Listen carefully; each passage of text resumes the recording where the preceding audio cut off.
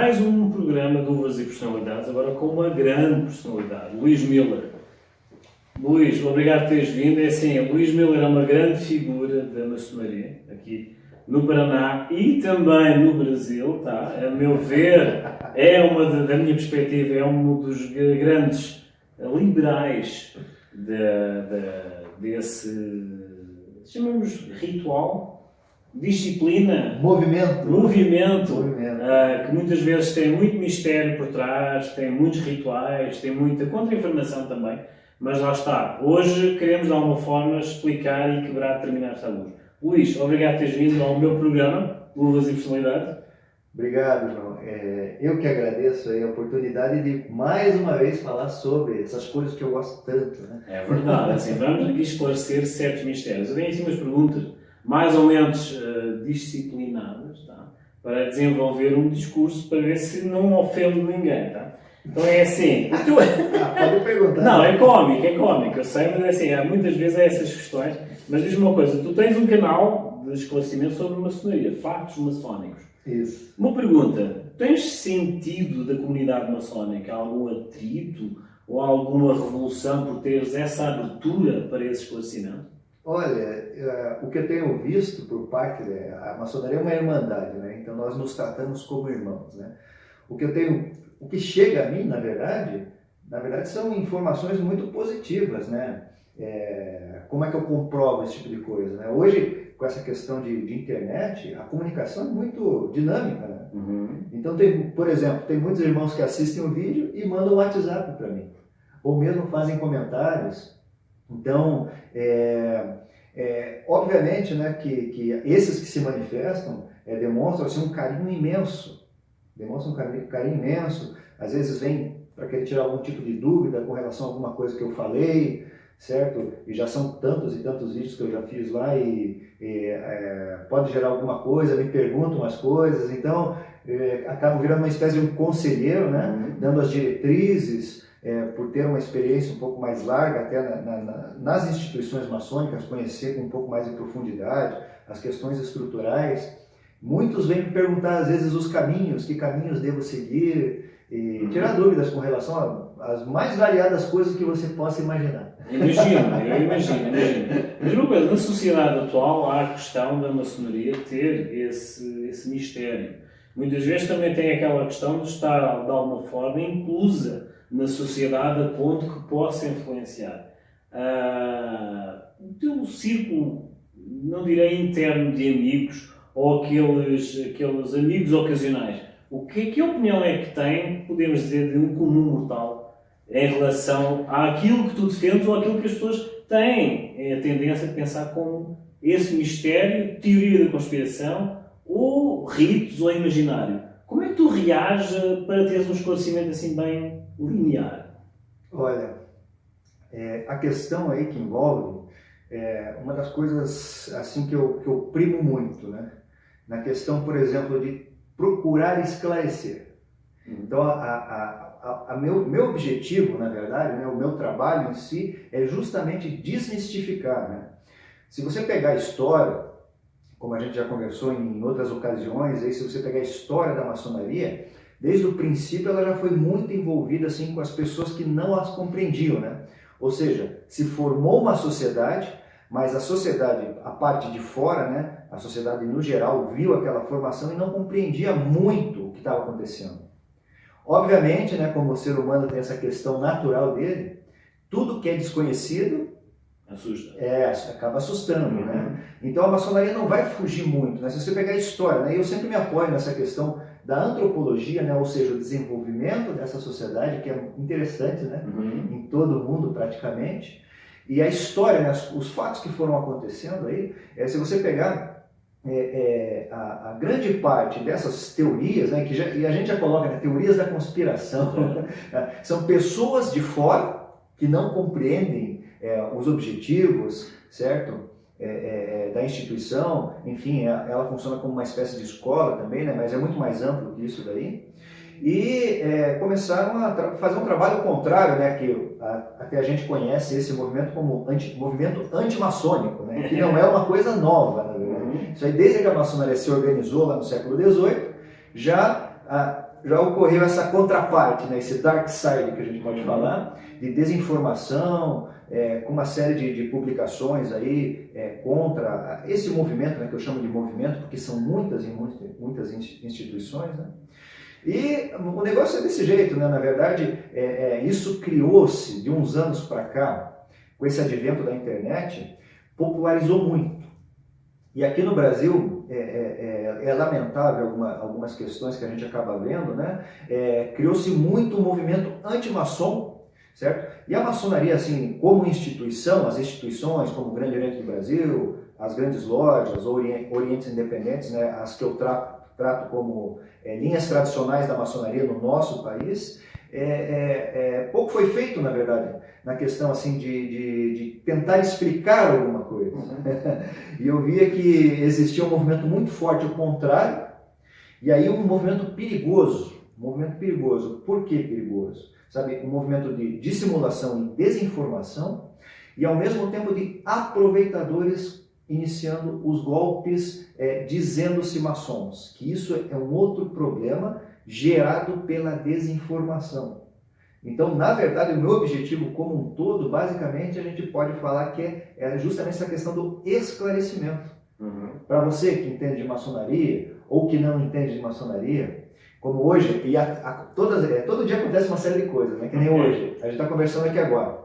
Eu estava respondendo, né, que a gente conversa muito, né? Hoje tem essa questão aí de comunicação muito mais simples, né? Vamos pôr desse jeito. Estava respondendo uma pessoa, olha a situação, né? Que morava num determinado estado, que eu não vou falar qual é, mas acabou indo para outro estado, e naquele estado anterior, né, seu estado mãe, havia recebido um convite, alguns anos atrás, e a esposa não quis que ele entrasse. Por quê? Porque ela tinha uma carga de preconceito. E não foi a primeira vez que aconteceu isso. Qual que é a minha orientação? Peça coisa simples, né? Não estou pedindo para comprar nada. Falei, dá uma olhadinha nos vídeos aí, sabe? A maioria das dúvidas você vai conseguir tirar ali. E muda a cabeça. E daí ele falou, não, já fiz esse tipo de coisa, agora eu precisava de uma orientação, como é que eu me dirijo, com quem que eu converso. Então eu, por ser do Grande Oriente do Brasil, sempre recomendo, né? Então procure o Grande Oriente do Brasil aí no seu estado. Sabe? Tem o site na internet, então procura no estado, eles podem lhe dar informações mais precisas ali do processo interno, que cada estado vai ter a sua política, na verdade, né? Com relação à entrada de membros. Então, essa basicamente, assim, até matando assim, muitas dúvidas que as pessoas têm, essa aqui seria a resposta básica da questão. O teu fundamento de esclarecimento fez com que escrevas diversos livros, como estão aqui expostos, lá está, exatamente para ter essa questão de esclarecimento. Essa questão de esclarecimento, tu já abordaste essa questão, serve, e eu não direi que haja uma situação diretamente relacionada para, aspas, angariação de irmãos. Não. Há uma questão de esses proponentes irmãos têm uma curiosidade cultural, podemos dizer que seja cultural, de conhecer a maçonaria. Sim. Subentendes, pela tua perspectiva, que a maçonaria, tendo todo esse legado, e porque houve uma participação direta na evolução histórica mundial, que seja uma faculdade? Não tenho dúvida quanto a isso. Não tenho dúvida. A gente poderia colocar como uma faculdade de vida, né? Porque ali, assim, eu até tenho os meus jargões, né? Eu sou um cara assim que eu gosto muito desses ditados populares. Eu enxergo uma sabedoria assim e eu provoco a todo mundo que está assistindo aqui agora a fazer esse exercício de começar a refletir sobre o real significado dos ditados populares, né? Então, eu gosto muito dessa questão e de fato, a maçonaria é muito além, né, de uma escola, a gente pode pôr, né? Eu estava querendo dizer que ela seria uma espécie de micro do macro. Então ela é um pequeno corte da sociedade, onde você vai encontrar todos os benefícios, toda a cultura que a gente vê na sociedade, muitas vezes de uma forma muito heterogênea, naquele espaço. Ou seja, não são só coisas boas. Você vai encontrar pessoas extremamente agradáveis, que você imediatamente, a partir do momento que cruza o olhar, você já vê, você parece que consegue alinhar com aquela pessoa, já rola aquele negócio que a gente chama no outro ditado popular, né?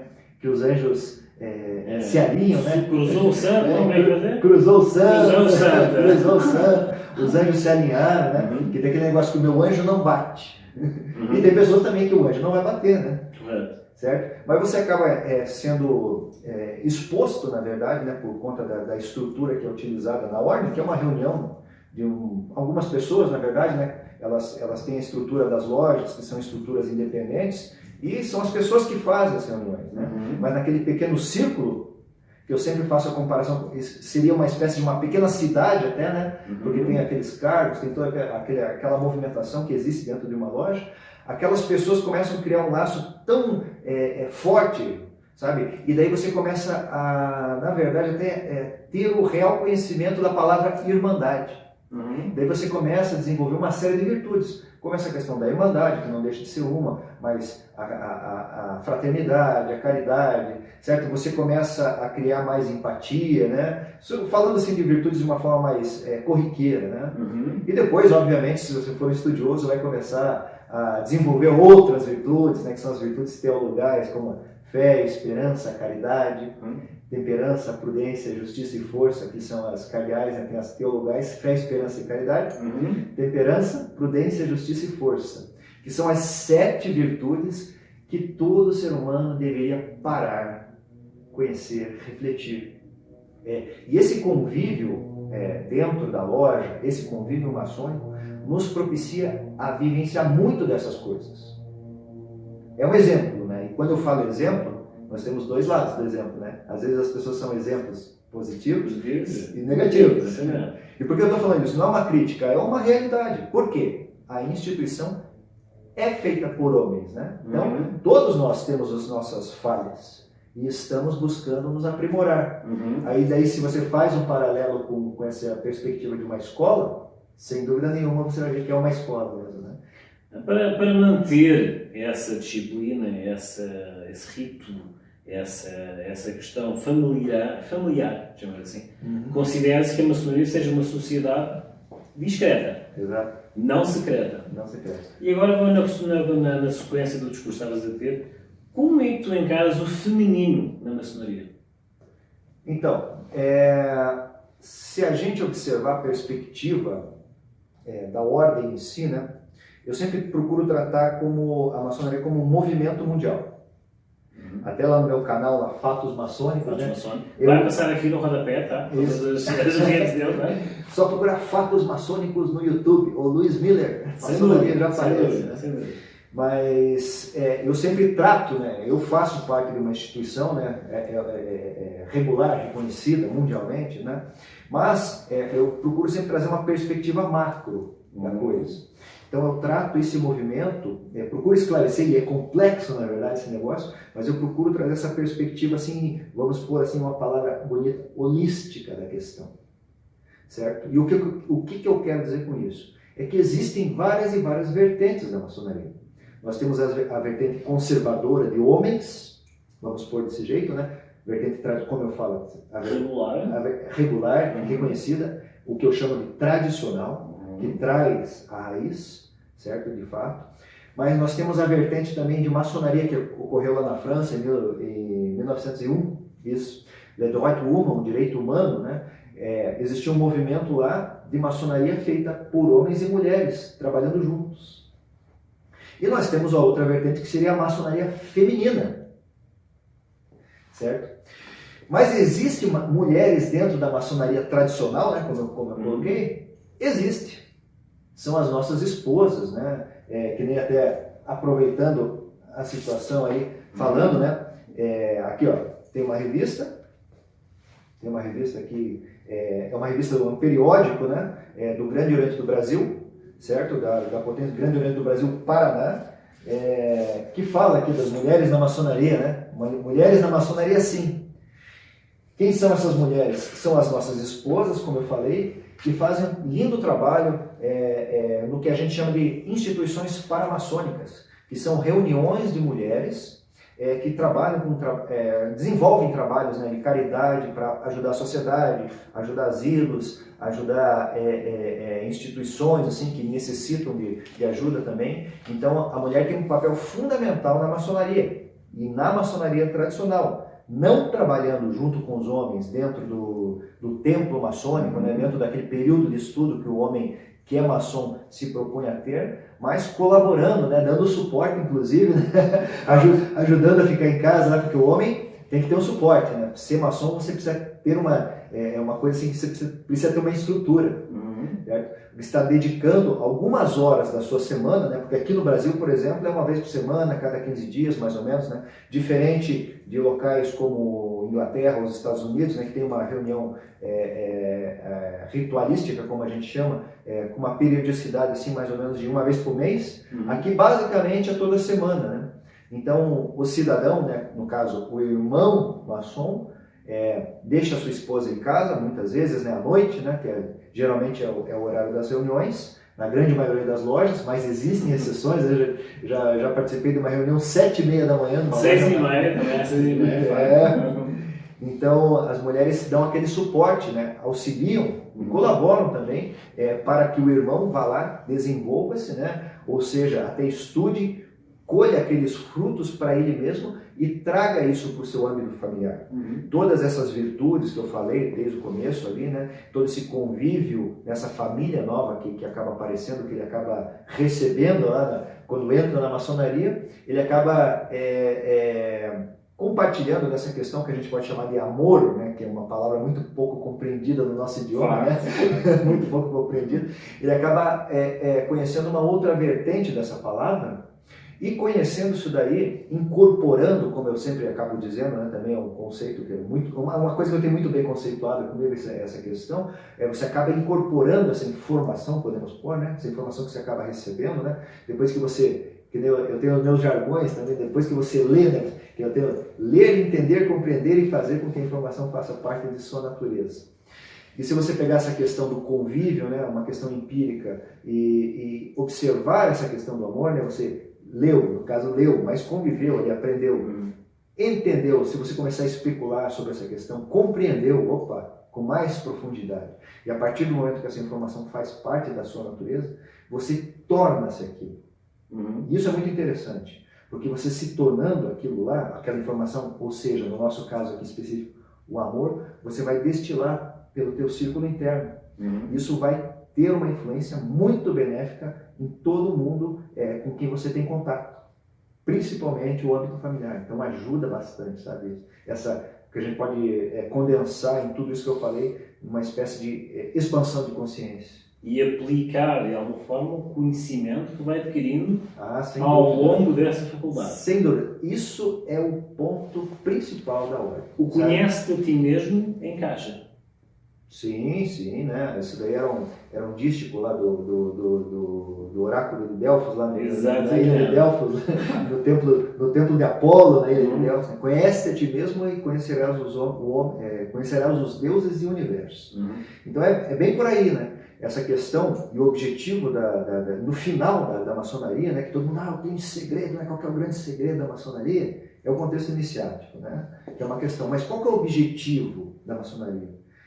A maçonaria, ela trabalha assim, a grosso modo, de uma forma muito, talvez, para o pessoal entender, ela trabalha com um aspecto que tende a levar o irmão a ter uma expansão de consciência.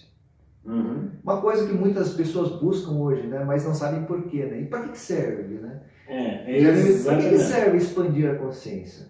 Se a gente conseguir entender esse contexto, ele é extremamente, talvez seja, eu acho que é a coisa mais interessante que as pessoas deviam buscar, né? Porque você ter consciência das coisas, e nesse contexto da maçonaria, você ser consciente lhe dá o poder de você trabalhar com toda a sua potencialidade. Você ser consciente, criar uma visão macro das coisas, num âmbito assim, muito holístico, vamos pôr assim, do nosso convívio, de tudo que a gente tem, você consegue concentrar as suas forças, sua atenção, né? Eu preciso. E daí, mas para que serve eu ter toda essa minha potencialidade à flor da pele? Controle? Eu quero, sei lá, estudar piano. Você vai conseguir desenvolver toda a concentração necessária para aquilo. Eu quero aprender uma nova língua. Você vai estar apto, né, na verdade, a entender a sua natureza, né, como ser, certo? Entender a natureza que nos circunda, né, esse mundo fenomênico, né? Sabe? Nós temos os mundos internos, né? Não é tudo, e, obviamente, né, falando nesses aspectos invisíveis, né? A intenção é que a pessoa tenha uma percepção que existe muito mais do que os nossos 5 sentidos diretos podem captar, né?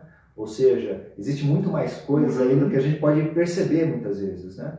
E você ser consciente desse tipo de coisa é um benefício fantástico, né? Você tem uma vida muito mais, em última instância, podemos pôr assim, mais harmoniosa, porque você se conhece e conhece o universo.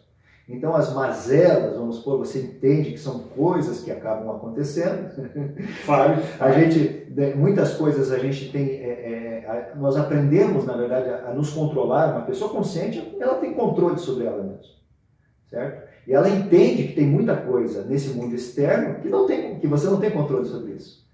Mas você acaba entrando assim a gente pode pôr até numa espécie de maré, você entra numa maré com um oceano, você vai caminhando junto, sabe? E vai entrando em ressonância com tudo isso que o universo tem a nos oferecer no final da conta, e você vai ver que é uma coisa maravilhosa, você viver em harmonia, né?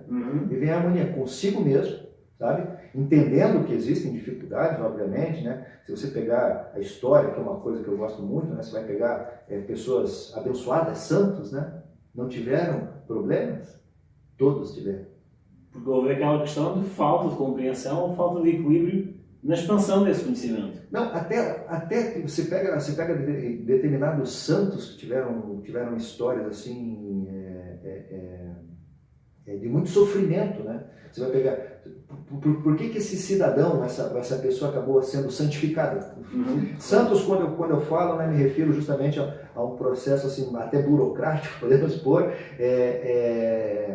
onde a Igreja Católica Romana nomeia alguma pessoa como santificada, certo? Então ela cometeu, assim, no melhor sentido das palavras, alguma ação que a santificou, né? Então existe um processo e aquilo é burocrático e a pessoa acaba recebendo o que podemos chamar dessa honra até, né? Podemos pôr. E daí você vai observar a vida cotidiana dessa pessoa, muitas vezes passou por muito mais sofrimento do que a gente possa imaginar. Ou seja, é o reconhecimento de um esforço. Sim, de evolução. Também. Luís, estamos a finalizar. Tínhamos aqui, como as cerejas, a conversa com as cerejas connosco, assim, é o cacho.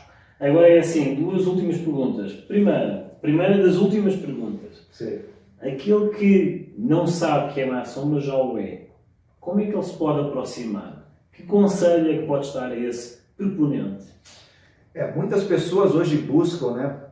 O meu conselho nessa questão é você parar. É você para um pouco, dar uma respirada, né? E procurar entender o que você quer, primeira coisa da tua vida, né? E daí pode vir a cair nessa questão que você está tocando. Aquele negócio de maçonaria me chamou a atenção. O meu conselho na verdade, a pessoa procurar entender melhor do que se trata isso daí. Porque, como você está vendo, é um assunto, de fato, bem complexo. A maçonaria é bem complexa. Esse movimento maçônico, assim, é um troço, assim, por isso que para mim é apaixonante.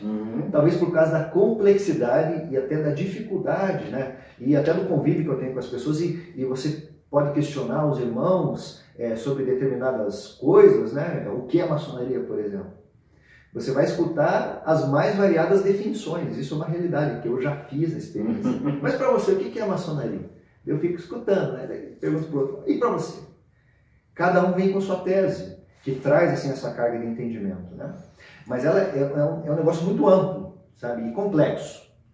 E daí a minha orientação às pessoas que querem despertar para esse lado, obviamente, é buscarem mais informações. Aonde buscarem?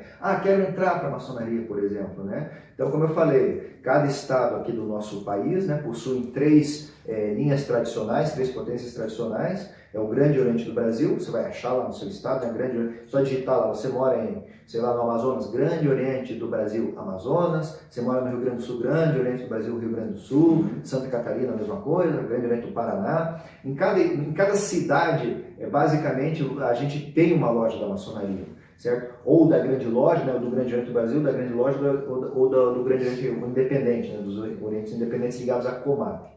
Então, buscar é um outro passo. Buscar na internet hoje tem essa facilidade, né? Mas, obviamente, se você conhece alguém que faz parte da instituição, ir lá conversar com essa pessoa, tirar dúvidas a respeito de como que funciona, o que é de fato, né, como eu falei, e, obviamente, até externalizar, que é uma coisa comum, na verdade, né? Pouco falado, mas é comum, ó. O João é maçom, por exemplo. Eu não sou maçom.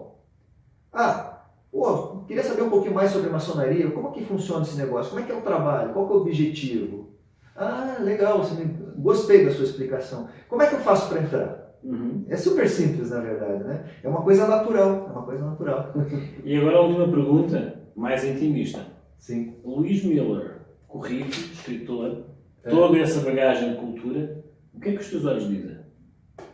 A respeito do que? A pessoa encontra-te na rua, a pessoa conhece pela primeira vez, há uma primeira percepção de quem é Luís Miller. O que é que os teus olhos dizem? O que é que a pessoa lê nos teus olhos? Eu acho que veio um cara muito louco. Muito louco, né? Acho que veio um cara muito louco, né? Porque eu tenho essa personalidade, talvez, assim, de um pouco mais expansiva, né? Diferente, né? Porque eu sou aqui de Curitiba também, né? Sou aqui de Curitiba, o pessoal, e sou descendente de alemão, né? Sou descendente dos 2 lados da minha família, de germânicos. Fugiu então do padrão. Não, mas já me falaram o seguinte, me falaram assim, ó, você é um alemão da Bavária, sabe? Aquele cara lá do Oktoberfest, cara que gosta de festa, um cara expansivo. Então, não sei, sabe? Não sei. Não sei o que as pessoas acham, mas, enfim. Fica a hora do mistério, então. Fica um grande mistério. Luís, então é assim, as tuas redes sociais vão passar todas aqui no rodapé, tá? O teu canal também, Fatos Maçónicos no YouTube, fica aqui a referência. Luís, muito obrigado, tá? Lá está, eu gosto de trazer estas personalidades para rechear de conteúdo diferenciado, temas diferenciados, lá está. Quebrar verniz, que eu também gosto. Isso. Luís, muito obrigado por teres vindo. Tá? Eu que agradeço. Tem aqui mais publicações, tem N livros, consultem um grande set aqui ao meu lado. Vamos fazer então uma pequena pausa e já de seguida a sugestão da semana. Até já.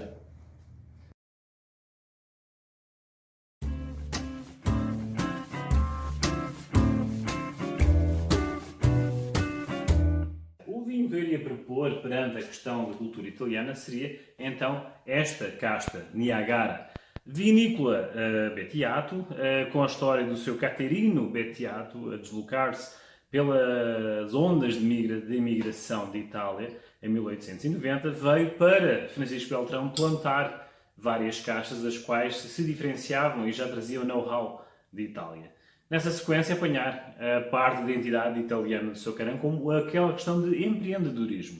Estamos a falar de uma casta que muitas vezes a pessoa relaciona com vinhos coloniais, mas há uma pequena referência a fazer. Estamos a falar de uma casta que surgiu da simbiose ou da junção de castas do assemblage entre a Concord e a Cassidy, uma uva originária do norte dos Estados Unidos. Então é assim, foi uma casta que foi feita, digamos assim, ou assimilada em 1468 e lá está, trouxe toda essa questão de tradicionalismo que existe agora no século XXI. Estamos a falar então de uma questão de empreendedorismo, reinvenção e lá está, a originalidade.